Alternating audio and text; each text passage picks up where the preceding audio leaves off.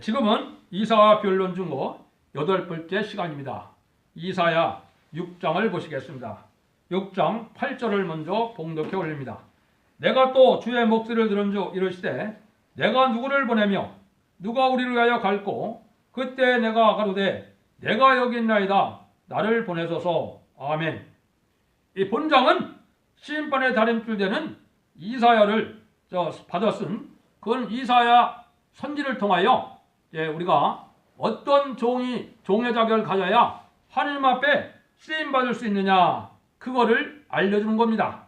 여기 보면 먼저 이사야는 가장 높고 거룩한 보좌와 영광을 보았고 가장 우렁찬 스럽들의 움직이는 광경을 보았습니다.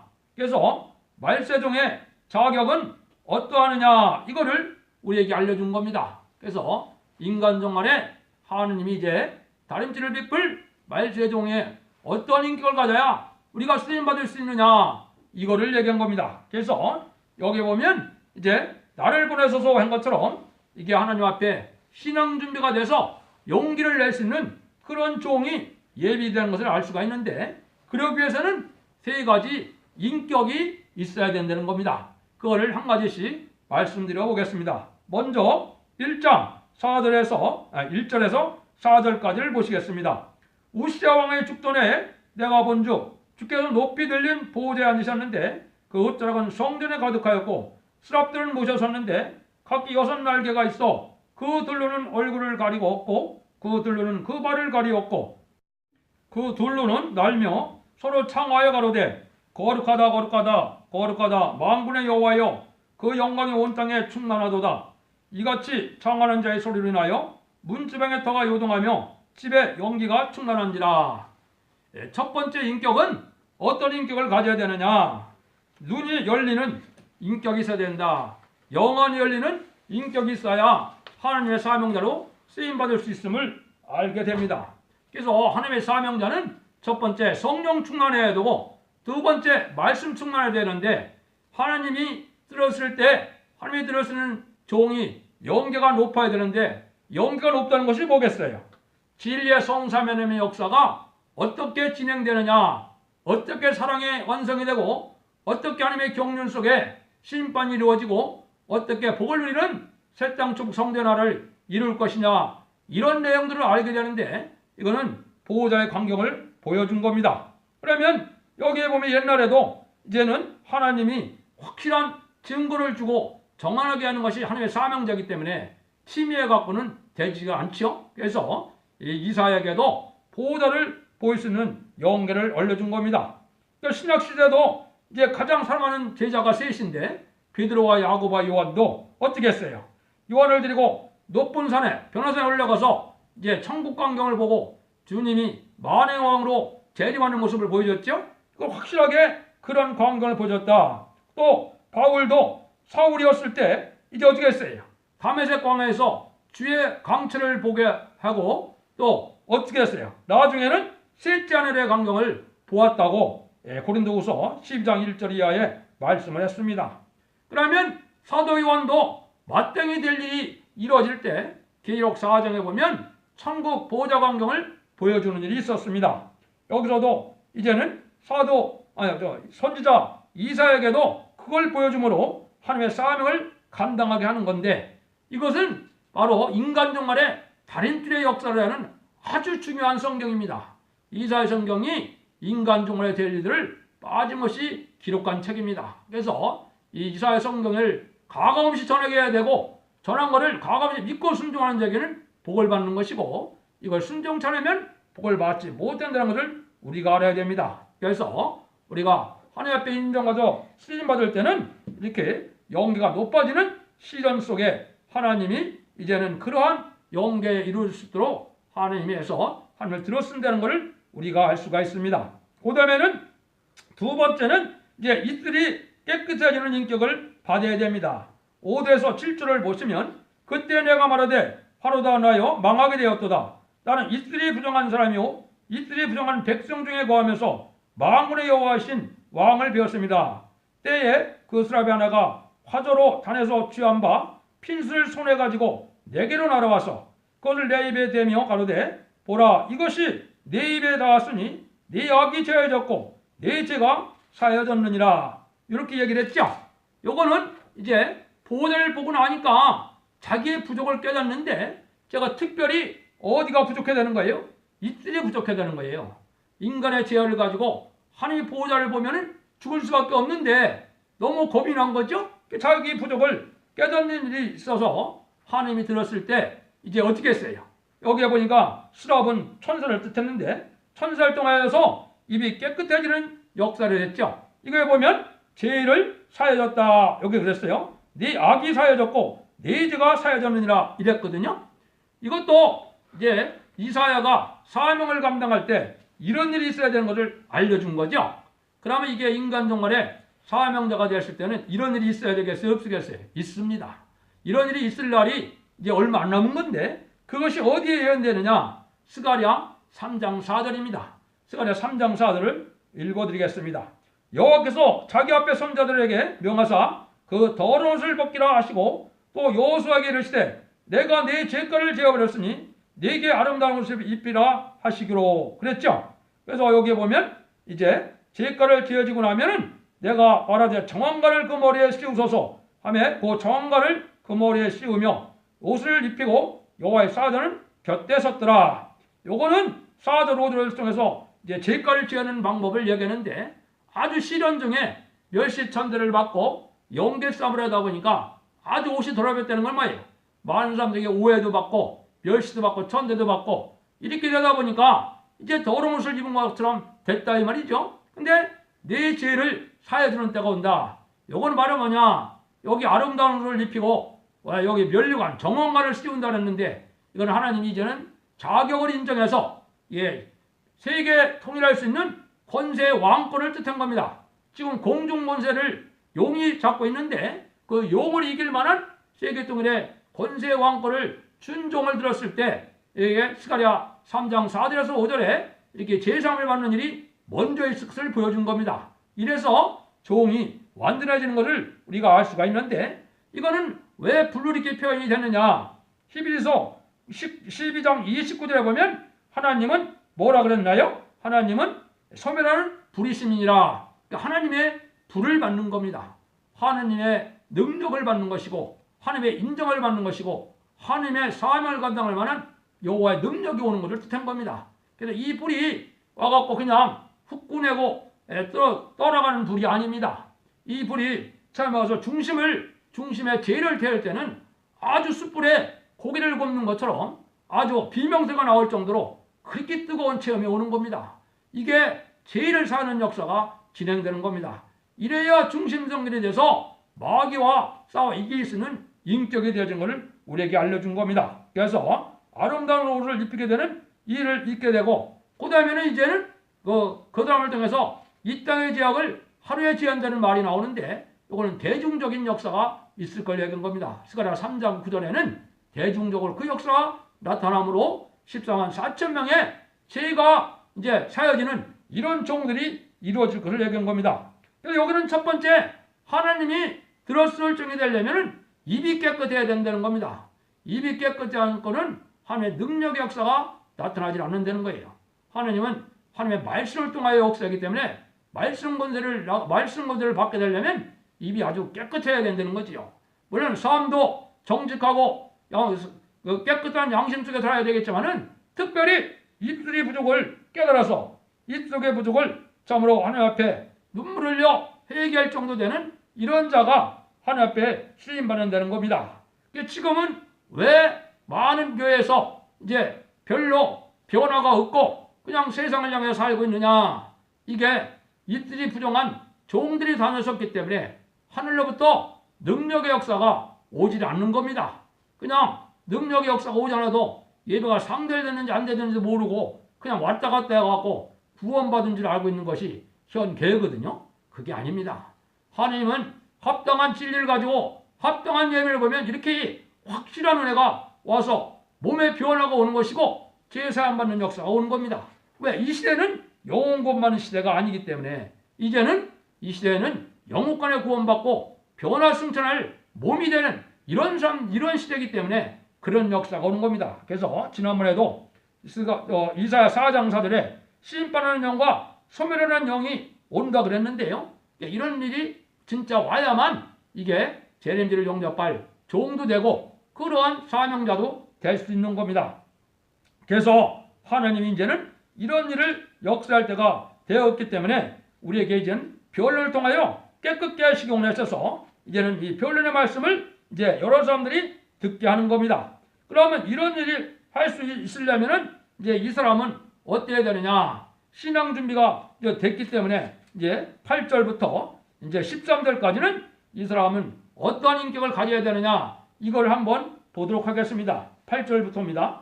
내가 또 주의 목소리로 들은즉 이르시되 내가 누구를 보내며 누가 우리로 갈고 그때 내가 가로되 내가 여기 있나이다 나를 보내소서.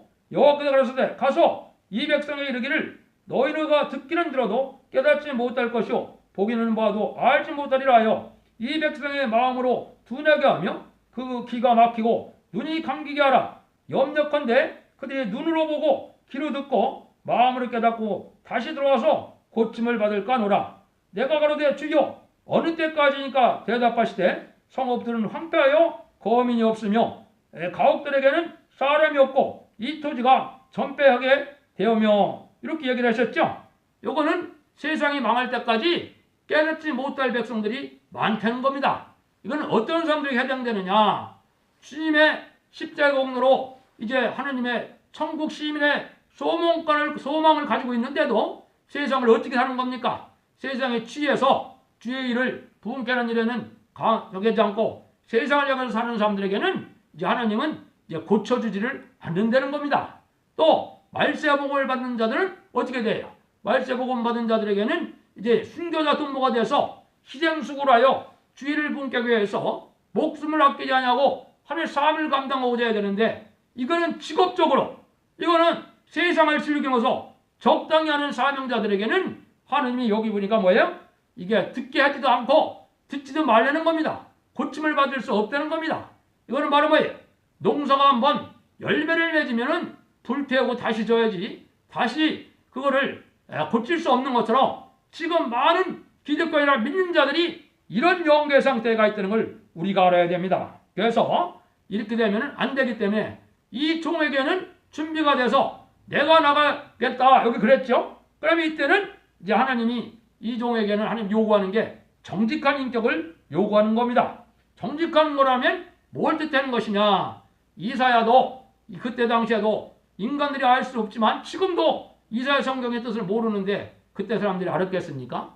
그럼 이사야는 이거 역시 인간들이 모르니까 이거 뭐 대충 전하고 빼고 전하고 이런 것이 아닌 겁니다.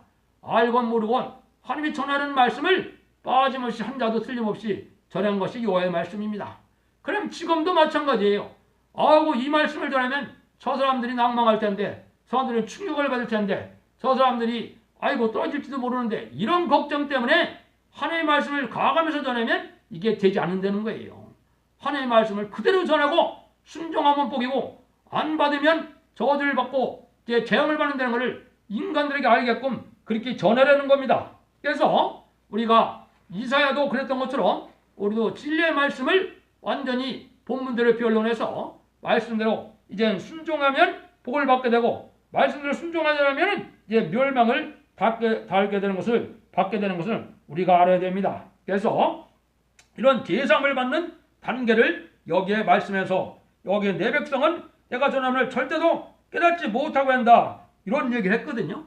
근데 이런 얘기를 한 이유는 하나님이 아까 말씀드린 것처럼 너무나 이제는 고칠 수 없을 정도로 세상화됐고 속화되고 음란 부패 사치 타락한 이런 기독교인이 됐기 때문에 하나님은 그런 자들에게 회개의 기회를 주지 않겠다는 겁니다. 그럼 어떻게 진행이 될 것이냐? 여기 보면 12절 13절을 마저 읽어드리겠습니다.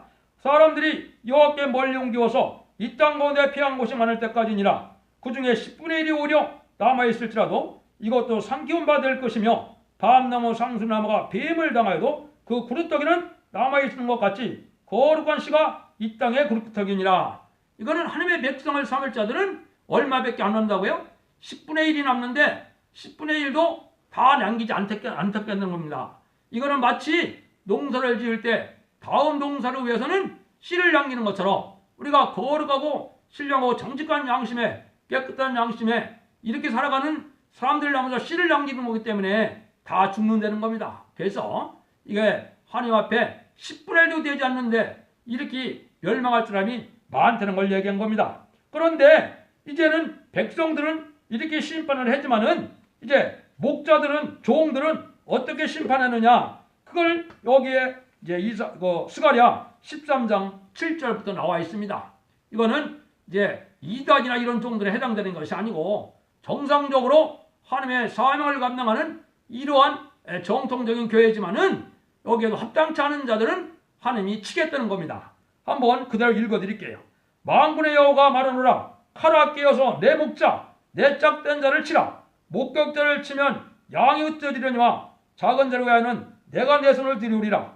여호와가 말하노라. 이 온 땅에서 3분의 1은 멸절하고 3분의 1은 거기 남으리니 내가 3분의 1을 불 가운데 던져 은같이 연단하며 금같이 시험할 것이라. 그들이 내 이름을 부르며 내가 들을 것이며 나는 말하기를 이는 내 백성이라 할 것이요 그들은 말하기를 여호와는 내 하나님이라 하시더라.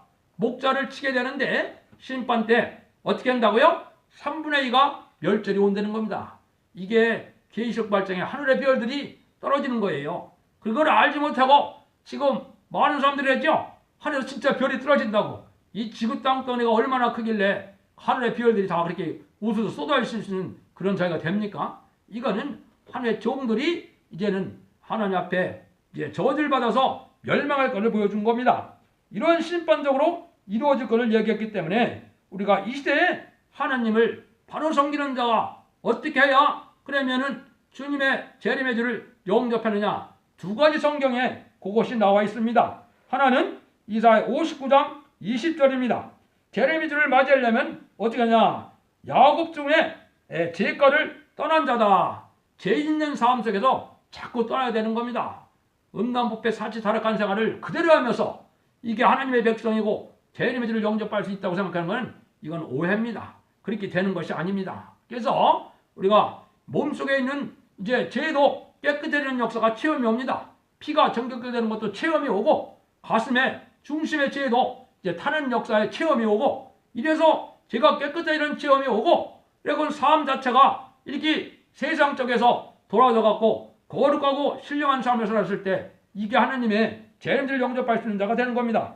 그 다음에 히브리서 9장 27절 28절에는 어떻게 했어요? 하나님이 정한 것은 하나님이 죽는 것은 하나님이 정한 것인데 죽고 난 다음에 심판이 있다는 거죠. 근데 재림의 주는 누가 받는다는 거예요? 죄와 상관없이 자기를 바라보는 자가 두 번째 나타나는 주님을 만날 수 있다. 재림의 주는 죄와 상관없이 된 자들이 사모하면서 기다리는 것이 이게 재림의 주를 만난다는 겁니다. 그러면 중생을 받아서 하나님의 백성이 됐으면 어떻게 됩니까?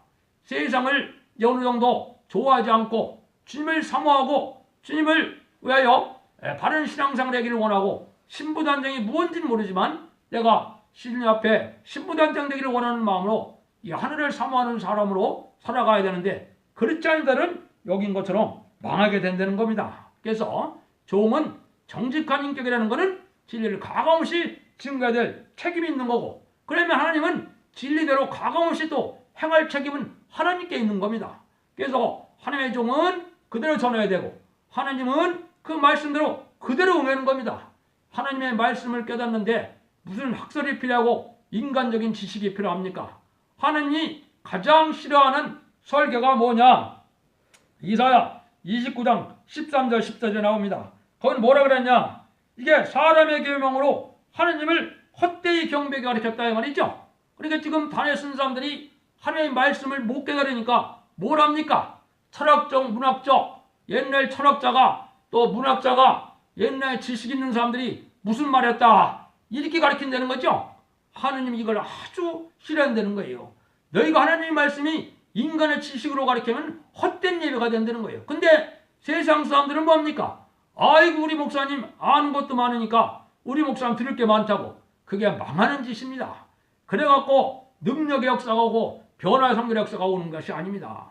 성경 말씀을 온전히 순종해서 지켜나갔을 때 그게 능력이 되고 변화가 돼서 내가 재림들을 영접할 신앙도 되고 사명자가 되는 겁니다. 그래서 하나님이 뭐라 그랬느냐? 내가 이제는 지혜자의 지혜를 없애고 청명을 없앤다 그랬죠? 그건 바로 뭐예요? 아주 깜깜해서 영계가 정지되는 겁니다. 그러니까 하나님의 역사가 어느 몇쯤 됐는지, 이 시대가 밤인지 낮인지도 알지 못하고 주님 올 때가 됐는지도 알지 못하고, 그죠? 그냥 교회에 와서 예배나 참석하고 헌금이나 많이 하면 그게 훌륭한 목회라고 볼 수 있는 게 아닙니다. 내 종들이, 내 양떼들이 진짜 중생을 해서 하나님의 백성이 됐는지, 내 양떼들이 진짜 하늘 올라갈 만한 변화성도를 할 만한 신앙 준비가 되고 있는지, 죄과를 떠나서 깨끗한 삶을 있는지, 이걸 위해서 하산수가는 것이 이 시대의 바른 목회자의 삶이고, 그게 종된 자의 사명입니다. 그렇기 때문에 우리가 그걸 잘 알아야 되는데, 여기 한 번 더 이사 20장에 한번 하나님의 종의 자격에 대해서 이제 그때 또 말씀을 드리는데, 20장을 통해서는 뭐를 우리에게 알려주느냐? 남을 살리기 위해서는 고생이나 수치를 무릅쓰고도 하도 이제는 의신처면이나 이런 안락을 이제 도모하지 말고 수고하기 위해서 아주 고생스럽더라도 하나님의 사명을 하여 충성관시를 다해야 하나님 앞에 쓰임받을 수 있다는 것이 이사야 20장에 이제 하나님이 말세종이 되는 방법을 알려준 겁니다. 그러니까 내가 세상 살면서 호의호식하고 많은 사례비를 받고 많은 지혜에 올려서 아주 좋은 집에 살고 좋은 차를 타고 다녀야 하나님 영광을 돌리는 걸 알고 있는데, 그게 영광을 돌리는 것이 아닙니다. 그건 하나님 앞에 참으로 저주받을 일을 하고 있는 겁니다. 내가 희생수고하여 하나님을 향하여 내가 희생수고한 것이 복이 되는 것이고, 그게 영광을 돌려서 하나님 앞에 하나님의 뜻을 이 땅에 이루는 종이 돼서 하나님이 주고 나는 영광을 받아 누리고 세상권의 축복을 누리는 것이, 이게 하나님의 영광을 누리는 것이지, 세상으로 부경을 누리는 것이 하나님의 역사가 오는 것이 아닙니다. 그래서 우리가 세 가지를 통해서 이제는 하나님이 종이 될 수 있는 이런 일들이 누구냐, 이거를 알려준 겁니다. 이제 결론을 내립니다. 하나님의 일을 할 수 있는 인격은 영원히 열린 자이고 이필이 깨끗한 자고 정직히 말씀을 전하는 자가 된 것입니다. 하나님께서 완전한 사람을 들어쓰는 것이 아니고 완전치 못한 자라도 완전하게 만들어서 들어쓰신 것이니, 항상 자기 부족을 깨닫는 자라면 하나님의 일을 할 수 있는 인격이 이루어지도록 해서 하나님은 들어쓰는 역사를 하시는 겁니다. 그래서 복된 종이 되는 겁니다. 여러분들도 그러한 인격을 가져서 복된 종으로 마지막에 쓰임받은 재림의 주를 맞이할 수 있는 복된 사명자가 되시기를 축원합니다. 감사합니다.